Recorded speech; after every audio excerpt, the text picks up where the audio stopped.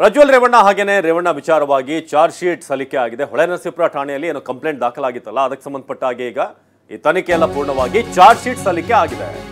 ಹಾಗಾದ್ರೆ ಈ charge sheet ನಲ್ಲಿರುವಂತಹ ಸ್ಫೋಟಕ ವಿಚಾರಗಳು ಏನೇನು?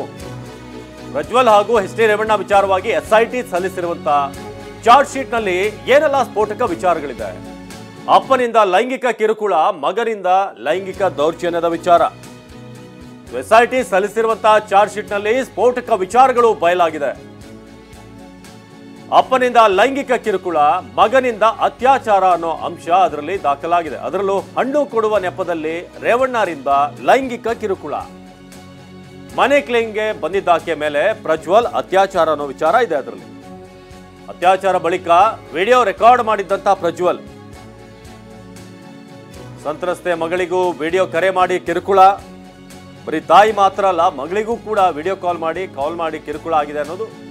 ಹಾಗೇನೆ ಸಾಕ್ಷ್ಯನಾಶದ ಸಲುವಾಗಿನೇ ವಿದೇಶಕ್ಕೆ ಹೋಗಿರೋ ಬಗ್ಗೆ ಕೂಡ ಚಾರ್ಜ್ ಶೀಟ್ ನಲ್ಲಿ ಉಲ್ಲೇಖ ಆಗಿದೆ. ಇದು ಹೊಳೆನರಸೀಪುರ ಠಾಣೆಯಲ್ಲಿ ಕೇಸ್ ದಾಖಲಾಗಿತ್ತು.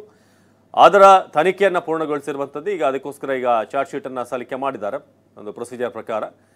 ಅದರಲ್ಲಿ ಸ್ಫೋಟಕ ಮಾಹಿತಿ ಬಯಲಾಗಿದೆ. ಹಣ್ಣು ಕೊಡುವ ನೆಪದಲ್ಲಿ ರೇವಣ್ಣರಿಂದ ಲೈಂಗಿಕ ಕಿರುಕುಳ ಆಗ್ತಾ ಇತ್ತು ಅಂತ.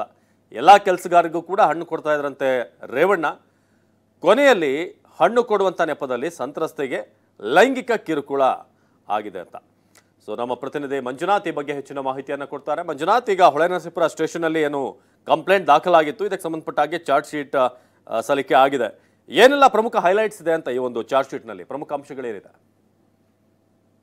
ಅವಿನಾಶ್, ಏನು ಹಾಸನ ಜಿಲ್ಲೆಯಲ್ಲಿ ಹಿಂದೆ ಸಂಸದರಾಗಿದ್ದಂತ ಪ್ರಜ್ವಲ್ ರೇವಣ್ಣ ಹಾಗೆ ಈಗ ಹಾಲಿ ಶಾಸಕರು ಆಗಿರ್ತಕ್ಕಂಥ ಮಾಜಿ ಸಚಿವ ಎಚ್.ಡಿ. ರೇವಣ್ಣ ಅವರ ವಿರುದ್ಧ ದಾಖಲಾಗಿದ್ದಂತಹ ಪ್ರಕರಣಕ್ಕೆ ಸಂಬಂಧಪಟ್ಟಾಗೆ ಈಗ ಪೊಲೀಸರು ಸುದೀರ್ಘವಾದ ವಿಚಾರಣೆ ಬಳಿಕ ಈಗ ಚಾರ್ಜ್ ಶೀಟ್ ಅನ್ನ ಸಲ್ಲಿಕೆ ಮಾಡಿದರೆ ಪ್ರಕರಣದಲ್ಲಿ ರೇವಣ್ಣ ಅವರಿಗೆ ಜಾಮೀನು ಸಿಕ್ಕಿದ್ರು ಕೂಡ ಈಗ ಮತ್ತೆ ಸಂಕಷ್ಟ ಎದುರಾಗಲಿದೆ ಅಂತಕ್ಕಂಥ ಆತಂಕ ಒಂದ್ ಕಡೆ ಆದ್ರೆ, ಮತ್ತೊಂದು ಕಡೆ ಅವರ ಮೇಲೆ ಕೇಳಿ ಬಂದಿದಂತ ಆರೋಪಗಳೆಲ್ಲವೂ ಕೂಡ ಸತ್ಯ ಇದೆ ಅಂತಕ್ಕಂಥ ರೀತಿಯಲ್ಲಿ ಈಗ ಪೊಲೀಸರು ಚಾರ್ಜ್ ಶೀಟ್ ಸಲ್ಲಿಸತಕ್ಕಂಥ ಈಗ ಅವ್ರ ಪ್ರಜ್ವಲ್ ರೇವಣ್ಣ ಹಾಗೆ ಎಚ್.ಡಿ. ರೇವಣ್ಣ ಅವ್ರ ಇಬ್ಬರಿಗೂ ಕೂಡ ಈಗ ಸಂಕಷ್ಟ ಎದುರಾಗಿದೆ. ಪ್ರಜ್ವಲ್ ರೇವಣ್ಣ ಅವರ ವಿರುದ್ಧ ಇನ್ನೂ ಕೂಡ 2-3 ಪ್ರಕರಣಗಳು ವಿಚಾರಣೆ ಹಂತದಲ್ಲಿದೆ. ಈಗ ಮೊದಲನೇ ಪ್ರಕರಣ ಯಾವುದು ಹೊಳೆನರಸೀಪುರ ನಗರ ಠಾಣೆಯಲ್ಲಿ ದಾಖಲಾಗಿತ್ತು.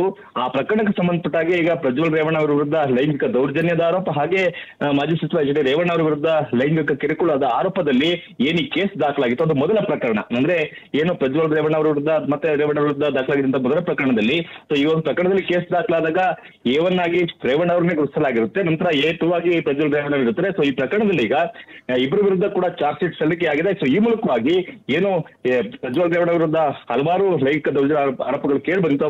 ಮೊದಲ ಪ್ರಕರಣದಲ್ಲಿ ಈಗ ಚಾರ್ಜ್ ಶೀಟ್ ಸಲ್ಲಿಕೆ ಆಗಿದೆ. ಈ ಮೂಲಕವಾಗಿ ಅವ್ರ ಮೇಲೆ ಕೇಳಿ ಬಂದಂತ ಆರೋಪದಲ್ಲಿ ಸತ್ಯಾಂಶಗಳಿದೆ ಅಂತಕ್ಕಂಥ ರೀತಿಯಲ್ಲಿ ಈಗ ಚಾರ್ಜ್ ಶೀಟ್ ಸಲ್ಲಿಕೆ ಆಗಿರ್ತಕ್ಕಂಥ ಇಬ್ರು ಕೂಡ ಒಂದು ರೀತಿ ಆತಂಕವನ್ನು ಸೃಷ್ಟಿ ಮಾಡಿರ್ತಕ್ಕಂಥದ್ದು.